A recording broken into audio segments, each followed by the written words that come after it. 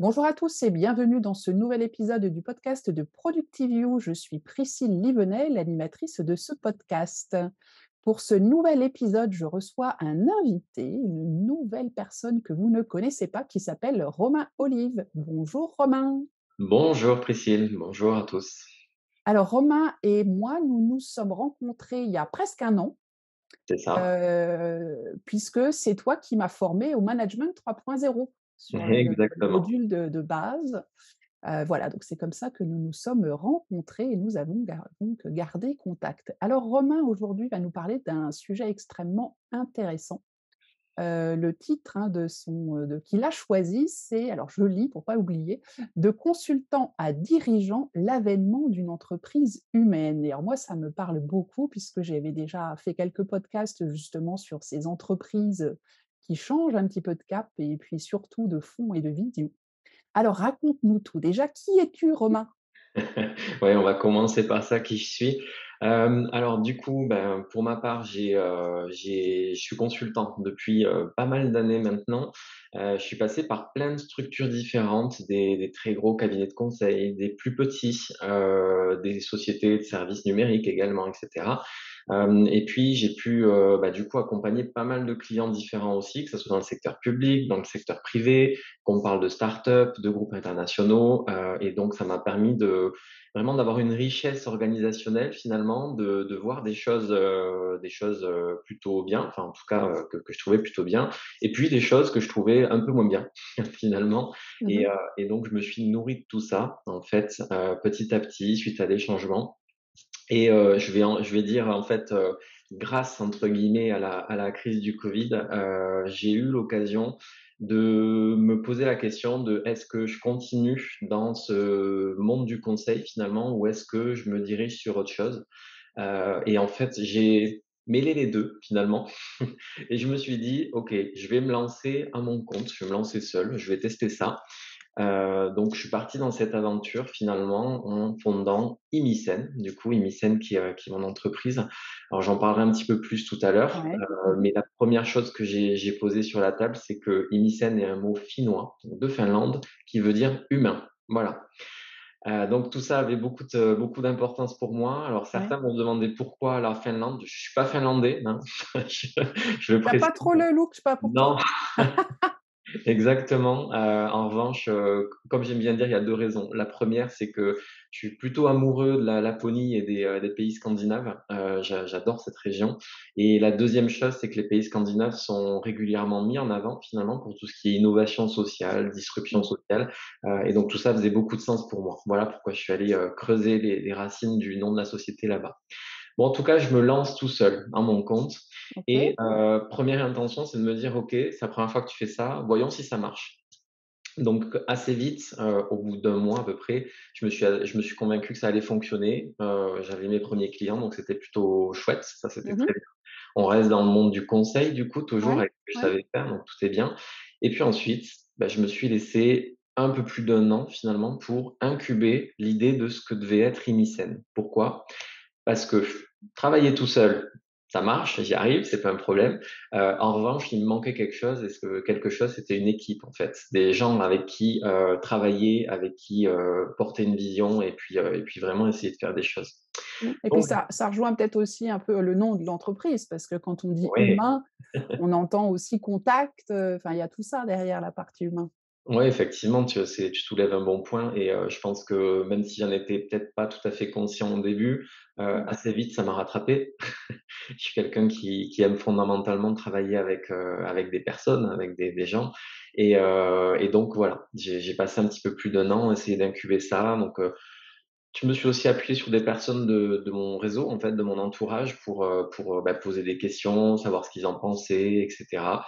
Mmh Puis mh. petit à petit, j'en suis venu à rencontrer d'autres personnes qui sont ensuite devenues, bah, les premiers consultants de Inicen finalement et puis ensemble, bah, on est allé, créer un nouveau cadre en fait, un nouveau système qui nous a, quand même, posé quelques alors je vais pas dire quelques problèmes, c'est pas des problèmes, mais en tout cas des choses qu'il a fallu résoudre pour pouvoir mettre en place tout ça. Voilà. D'accord, OK, très bien. Donc on sent déjà un peu le parcours du combattant de l'entrepreneur qui se profile. Ouais, Alors, c'est bah, justement, quelles ont été, enfin, peut-être un exemple de choses, auxquelles tu as été confronté, Mmh. du fait de ton souhait de ce que tu ou peut-être qu'il faut que tu nous expliques déjà quelle structure Ouais. tu avais envie de mettre et comment tu voulais créer ton entreprise?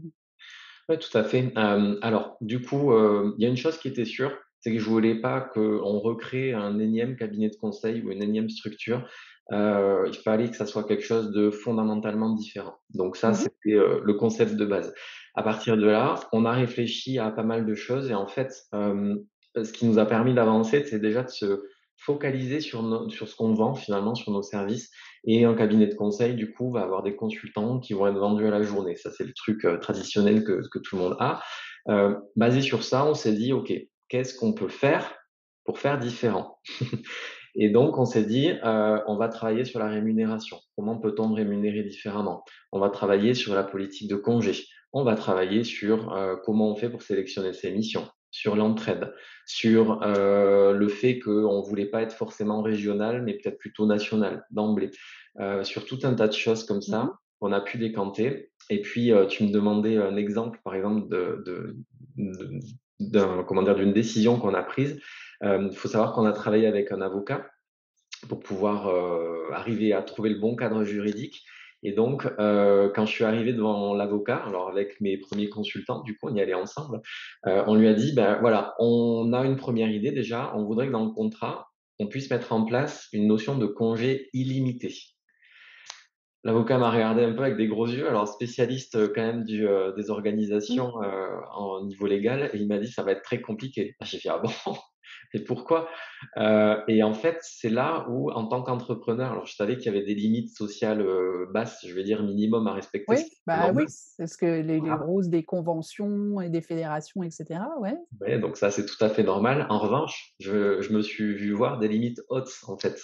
Donc on va dans le sens du salarié, mais pour autant, non, c'est pas possible comme ça. Donc on a dû jouer sur, pas mal de choses, en fait, et l'idée de l'avocat, c'est de nous dire qu'il faut peser les risques pour l'entreprise et les salariés et trouver le juste milieu quand on veut changer Mmh. des choses. Donc voilà, on a pas mal travaillé sur ça, sur d'autres concepts, avant de trouver notre premier contrat de travail, en fait, qu'on a nommé, version 1. OK. L'idée, c'est que, on vient tous du monde de l'agilité, donc pour ceux qui connaissent ou pas d'ailleurs, on va expérimenter, tester et cetera, et c'est exactement le chemin qu'on a pris. On Mmh. fait une première version qui nous paraît pas mal. On itère, dessus. En fait, finalement, on va apprendre sur ce qui a fonctionné, moins bien fonctionné, et on va le mettre à jour, quoi. Voilà, petit à petit. OK, très Donc bien, ça, c'est et comme ça. alors du coup, ça prend de l'ampleur, ça se développe bien? Raconte-moi.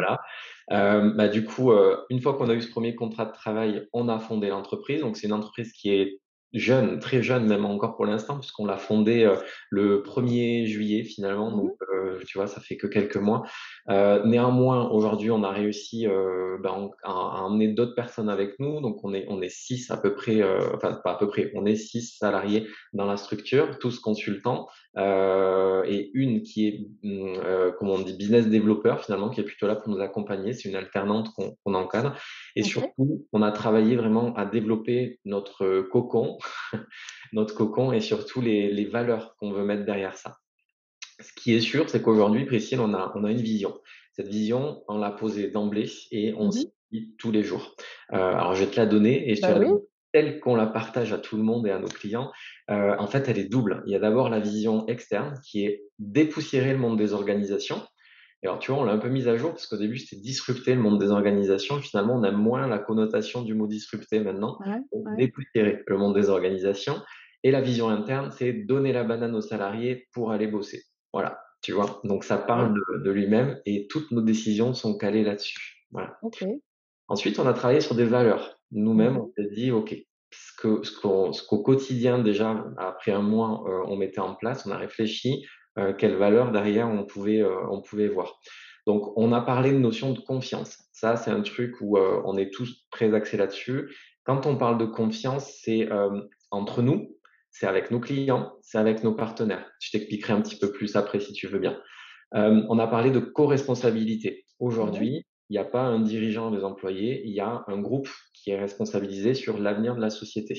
Et ça se ressent vraiment quand il y a une personne qui est, dans la «panade» entre guillemets, qui a pas de mission ou quoi que ce soit, c'est pas forcément moi ou une personne désignée qui va essayer de trouver, mais on s'y met tous ensemble. On a la transparence. Une notion super importante déjà de base pour moi et pour les personnes qui m'ont rejointe. On est dans une transparence où, on donne nos marges, par exemple, à nos partenaires, donc ils savent exactement ce qu'ils gagnent, ce qu'on gagne et cetera. On explique à nos clients comment sont calculés nos prix aussi s'ils le souhaitent. Enfin bref, on essaye d'être le plus Mmh. transparent possible sur tout. Respect, très important pour nous et là, on a une notion dont je te parlerai après, c'est au niveau de l'équilibre de vie. Et ensuite, fun, parce qu'on est tous, fondamentalement, on a envie de s'amuser et donc tu vois, ça rejoint bien la vision et donc on essaye d'injecter le plus possible de choses, sympas à faire et à développer. Voilà. Alors, j'aime beaucoup ta démarche parce que, tu nous as dit en préambule, on a regardé comment ça se passait et quelles valeurs on pouvait en tirer Ouais, et généralement, c'est pas du tout ça qu'on fait dans une entreprise, hein. On met des grands cerveaux, autour d'une table et puis on se dit: «Ben, tiens, qu'est-ce que ça va être nos valeurs?» ouais, Et moi, je dis souvent parce que j'ai dans mes formations ou accompagnements, bah, le sujet des valeurs, ça revient beaucoup, surtout en ce moment où sur le management, on travaille beaucoup sur la motivation des gens, donc forcément, ouais, il y a les valeurs qui sont pas loin. c'est Et clair. quand je dis à mes clients: «Bah, les valeurs, de toute façon, c'est, si je prends n'importe qui dans votre équipe, il doit pouvoir me dire au quotidien quelle valeur est présente». Mmh. Et alors là, en général, c'est grand blanc, quoi, hein. Ils disent: «Ouh là!» Alors déjà, la plupart, même des managers, ils nous disent: «Moi, je me souviens même pas des valeurs de l'entreprise», c'est dire.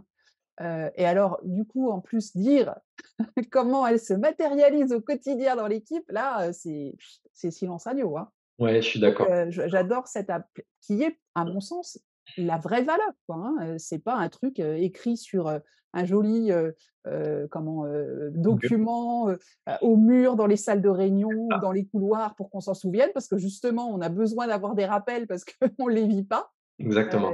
Voilà, c'est quelque chose qu'on vit au quotidien et Ouais j'adore, j'adore. et c'est Voilà, tout. je te laisse continuer parce que je suis bavarde. Ouais, non, mais il y a aucun problème.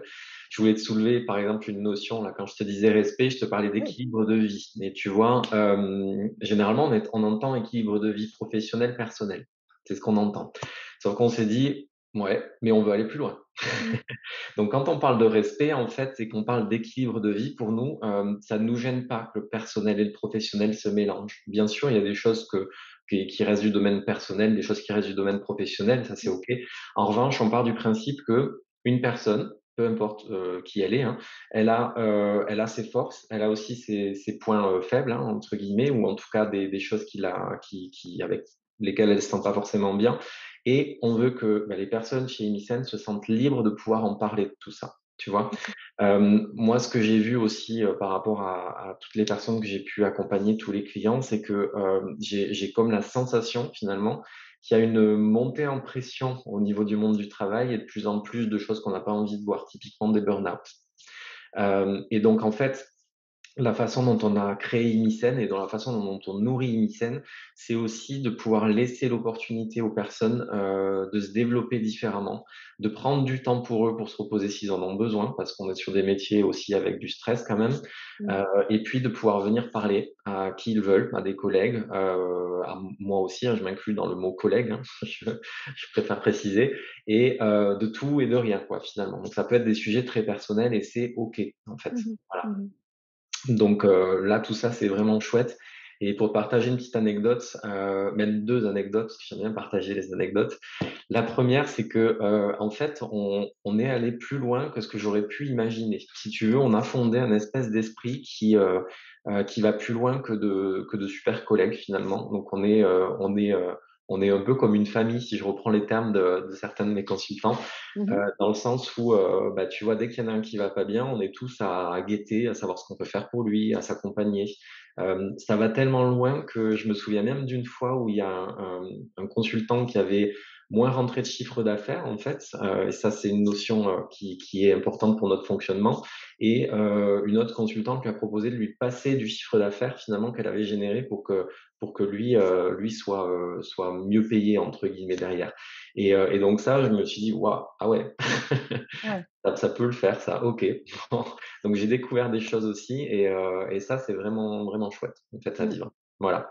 Bah, écoute, alors ce sont de jolies anecdotes qui Mmh. montrent effectivement que quand on met vraiment l'humain, on est capable d'aller de dépasser, de transcender un peu l'image Mmh. du début et ça me rappelle aussi quand tu lis, Frédéric Laloux et qui te donne des exemples aussi, sur les Typiquement. entreprises. Il te dit à chaque fois: «On a mis ça en place et les gens sont spontanément allés au-delà, C'est ça. pour encore aller plus loin, pour encore améliorer et cetera et ça, notamment quand il parle de ce qu'il a mis en place sur l'entreprise, Burzog là, sur Oui, les infirmières qui ont ouais. spontanément, été au-delà du petit cadre qu'il y avait, qui était déjà très large, mais elles sont encore allées beaucoup plus loin spontanément et Ouais. ça, c'est la grande force quand on laisse cette liberté, à l'humain. C'est voilà, c'est tout à fait ça, Priscilla.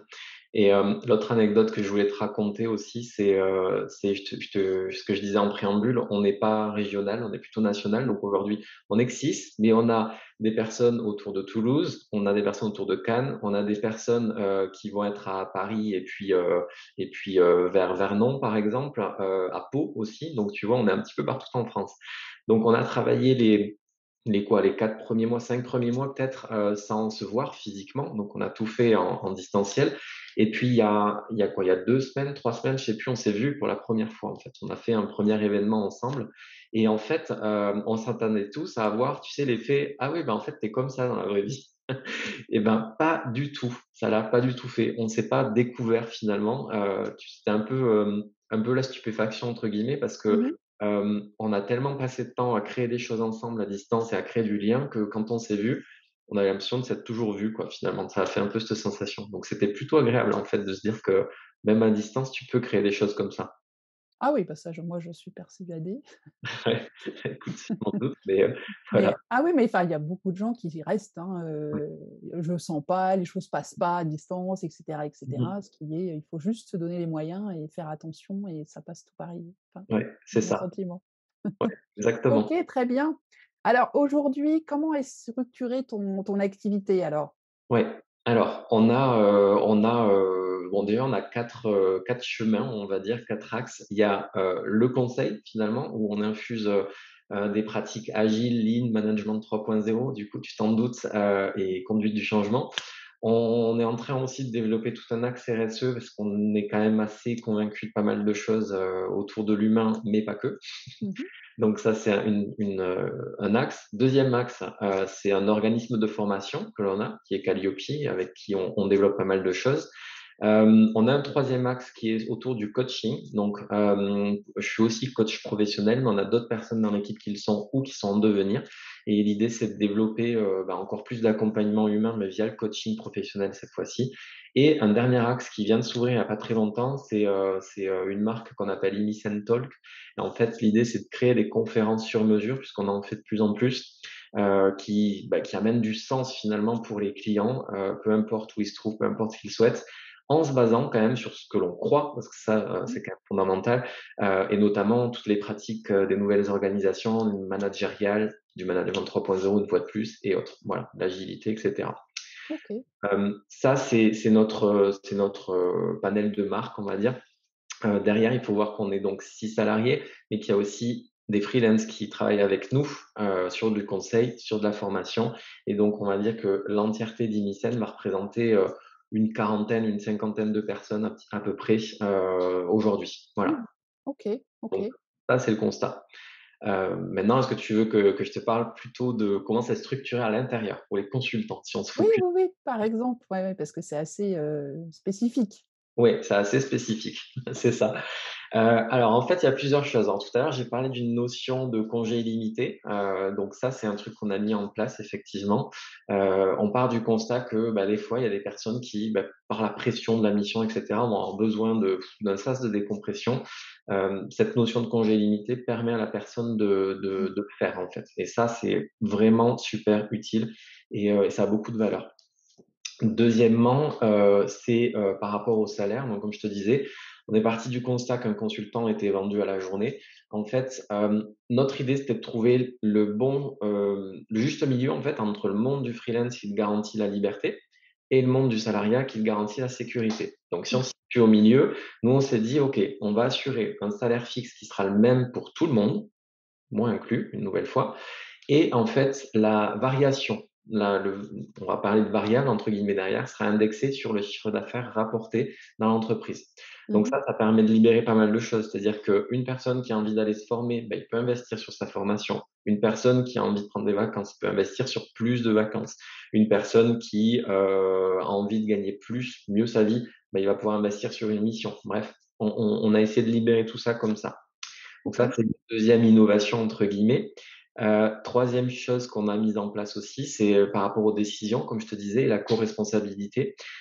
Aujourd'hui, quand on recrute quelqu'un, par exemple, il n'y a pas, une personne qui va dire à la fin: «OK, on le recrute ou pas». En fait, on est plusieurs à voir la personne, minimum 3, je dirais, et des fois on le fait ensemble, l'entretien, et on décide ensemble si on le recrute ou pas. S'il y en a un qui dit non, ça s'arrête. OK. Voilà. Et d'ailleurs, en parlant du recrutement, la petite anecdote chez nous, c'est que quand on passe un entretien de recrutement avec Inicen, à la fin de l'entretien, on sait si c'est bon ou pas. Voilà. Donc on avait pour vocation aussi de rendre acteur finalement la Mmh. personne recrutée, et ce qu'on recherche chez les personnes, c'est pas du tout le CV. Vraiment, on va pas vraiment le regarder.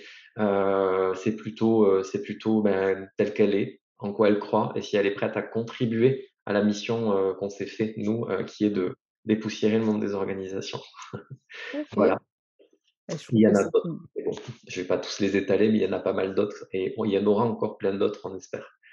ouais, bah, c'est clair, c'est clair. Ouais, Alors cette aventure donc ça fait, à peu près 1 an, si j'entends bien, à peu près 1 an et demi que tu es dessus et vraiment depuis ouais, juillet où, c'est ça. ça prend, vraiment forme. Quels sont déjà toi tes premiers, si tu prends un peu de recul, tes Ouais. 1ers constatations, tes premières surprises, que tu as pu, déjà dégager? Comme je te disais, dans les surprises, il y avait, ce qu'on a parlé, c'est les gens vont plus Mmh. loin que Dis-moi? que ce Ouais. qu'on veut à la base, donc ça, c'est juste, génial.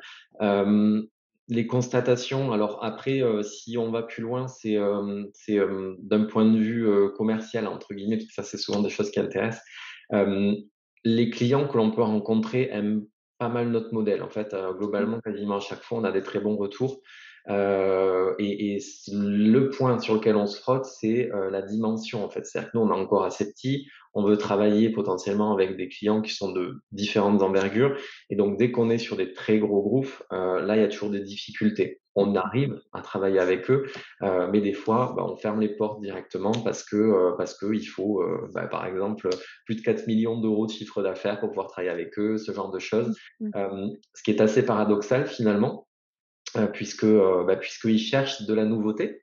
Ils cherchent des personnes, qui font des fois les choses différemment, mais pour autant, la porte est fermée au genre de structure qui pourrait le proposer. Ouais. Donc on travaille là-dessus aussi, on milite beaucoup pour que ça change. Bon, bien sûr, on va avoir du mal tout seul, donc c'est pour ça que, on recherche toujours des personnes Mmh. pour nous aider, hein, que ça soit chez nous ou en dehors de toute façon. Et puis on croit beaucoup dans la notion de partenariat, donc on essaye de créer des liens au maximum avec tout ce qui entoure notre écosystème finalement. Voilà. OK, très bien et au niveau commercial, donc tu as une structure commerciale déjà qui est mise en place?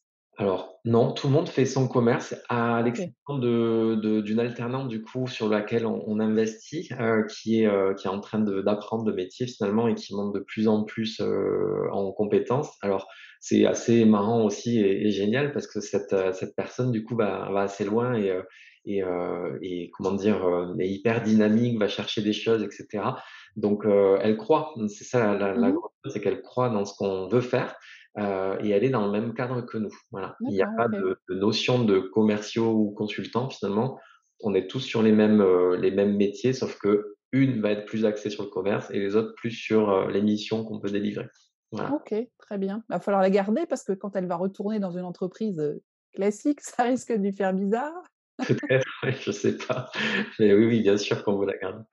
Et est-ce qu'il y a des choses qui alors, c'est comme on n'a pas préparé les questions comme d'habitude, tu risques peut-être de trouver bizarre, mais est-ce qu'il y a des choses que tu avais imaginées au début et sur lequel tu as dû, faire marche arrière ou changer d'angle parce que finalement c'était pas possible ou pas la bonne idée ou, Alors, pas la bonne idée, je suis pas sûr, mais des choses sur lesquelles j'ai dû faire marche arrière, oui, c'est clairement au tout début, je te dis, quand on avait pensé, la structure, telle qu'on voulait la mettre en place. après discussion avec l'avocat, on a vu que c'était pas possible, tu vois? Mmh. Pour, diverses raisons légales en fait, enfin explicables finalement. Mais là, on a dû, en fait revenir en arrière, réfléchir différemment pour essayer d'adresser les mêmes sujets, et rentrer dans un cadre, convenable quoi finalement, Convenable. légalement. Voilà, D'accord.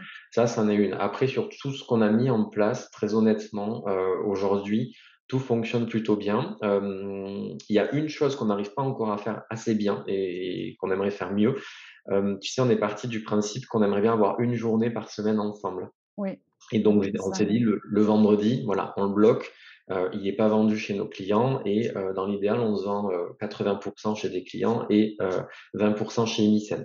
Pour faire quoi? Pour travailler ensemble, pour, juste, échanger des «banalités» entre guillemets, mais créer du lien, c'est ça qui est bien aussi et tout un tas de choses et en fait, ça, c'est quelque chose qu'on a tous, hein, dans nos agendas, mais qu'on a du mal à tenir pour l'instant. Les raisons, elles sont multiples, hein. C'est, on n'est pas tous disponibles forcément le vendredi parce que les clients demandent des choses et cetera. On a aussi, on est en train de mettre une dynamique en place pour développer ce qu'on veut faire. Donc tout ça est en train de se mettre en place. C'est assez mouvant pour l'instant et donc ça, clairement, tu vois, c'est une bonne idée, on pense, hein, on y croit beaucoup. En revanche, il faut qu'on y travaille dessus plus encore pour arriver à vraiment l'installer culturellement, si tu veux dire. Mmh mh. Mmh. OK. OK, Voilà, ça c'est un très bien. exemple. Bon après, vous êtes encore jeune, donc ça va se C'est clair, c'est se clair. roder, se roder et moi qui fais beaucoup des formations, notamment sur la gestion du temps, Ouais, on a toujours l'agenda ou le calendrier idéal et puis après il faut s'adapter et ça peut pas être parfait tout le temps et ça prend un peu de temps, souvent aussi à mettre en route, quoi, hein. ouais, ouais, ouais, Et il tout à faut fait. se laisser un peu de latitude, se foutre un peu la paix aussi parfois avec les injonctions pardon, qu'on se Jonction, met. ouais. Mmh. Ouais, tu as raison. Voilà. Raison. Se détendre, il y a pas mort d'homme, donc voilà. Si c'est pas fait là, ce sera fait plus tard. Ouais, OK et bah, écoute, Romain, moi j'ai adoré, cet échange, ouais, ouais, je te remercie. et je trouve que c'est une très, très belle aventure. Donc j'espère qu'on pourra te retrouver dans un autre épisode où tu continueras à nous parler des aventures d'Imicène, de voir un peu comment D'aventure ça grandit Mmh. Avec et en tout cas, moi je te souhaite une très, très belle réussite, mais je suis à peu près certaine qu'il va pas y avoir trop de soucis là-dessus. ah, bah, écoute, ça, je sais pas, on va se le souhaiter aussi, Priscille, si tu permets. Et puis, en tout cas, juste pour ajouter pour les personnes qui pourraient écouter, sachez qu'on est toujours ouvert à juste prendre un café virtuel, ne serait-ce que Mmh pour en mh. discuter. Et comme je le disais, on cherche toujours des personnes sur qui s'appuyer, créer du lien et avoir des relations de confiance. Voilà, donc n'hésitez pas, à OK, venir nous voir juste par curiosité même. super. Alors les 3 petites questions obligatoires cette fois de fin d'entretien, donc un livre que tu nous recommandes?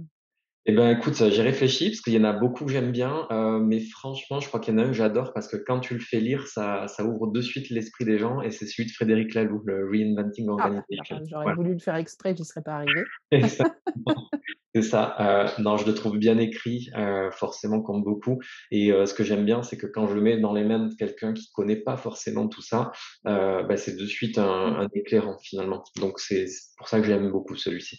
Et c'est la version longue ou la version condensée, récente?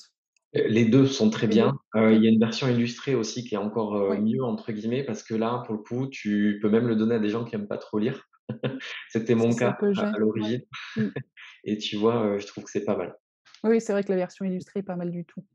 OK, très bien. Alors un mantra, un proverbe qui te suit? Ouais, pareil, j'ai réfléchi, à ça et en fait, j'aime beaucoup, je crois, la citation de Gandhi qui dit: «Soyez le changement que vous voulez voir dans le monde», en fait et je crois que ça colle tout à fait à ce qu'on essaye de faire finalement. Très bien, oui, effectivement, je suis bien alignée. Ouais. Et le dernière, question, un petit truc d'efficacité que auquel tu ne déroges pas pour le coup? Alors je le fais naturellement, mais je dois dire que ça colle bien aussi à «l'esprit agile» entre guillemets, c'est que, j'essaye de prendre les décisions rapidement en fait, même si c'est pas la bonne, c'est pas grave quoi. On prend la Mmh. décision et on voit ce qui s'est passé et ça nous permet d'apprendre, de grandir et finalement, petit à petit, on prend de plus en plus de bonnes décisions, on va dire. Voilà. Et puis on dit souvent que de retarder la décision, c'est déjà une décision. C'est pas faux. Tu as raison. Voilà. OK, super. Alors, où est-ce qu'on te retrouve? Puisque tu parlais justement de prendre un café virtuel ou, de pouvoir rencontrer Clairement. d'autres personnes. Alors, dis-nous tout. Le plus simple, c'est LinkedIn, hein, finalement, en tapant mon prénom, nom, on va me trouver assez facilement, hein, Je mettrai les et liens de toute façon. super, merci et voilà, je réponds, très rapidement, généralement, parce que j'y suis souvent. Voilà, n'hésitez pas à prendre contact avec moi là-dessus, sur LinkedIn. Super Romain, eh beh, écoute, c'était, extrêmement, enrichissant cette belle aventure que tu nous as, racontée et encore une fois, voilà, tous mes vœux de succès à Inicène Bah, je te et remercie puis à tous ceux qui vont, te rejoindre dans cette aventure ouais, écoute, encore une fois, on se le souhaite, on croise les doigts. Merci et à beaucoup. très bientôt pour la suite. Ouais, avec plaisir. Merci. Merci à vous tous de nous avoir, suivis, que ce soit en audio ou en vidéo. Les notes, comme d'habitude, sur le blog productiveview.com dans la catégorie, podcast, où vous retrouvez en même temps toutes les explications, les liens pour contacter Romain, les liens vers la vidéo ou l'audio. Merci à tous et à très bientôt pour un nouvel épisode. Bye bye. Au revoir.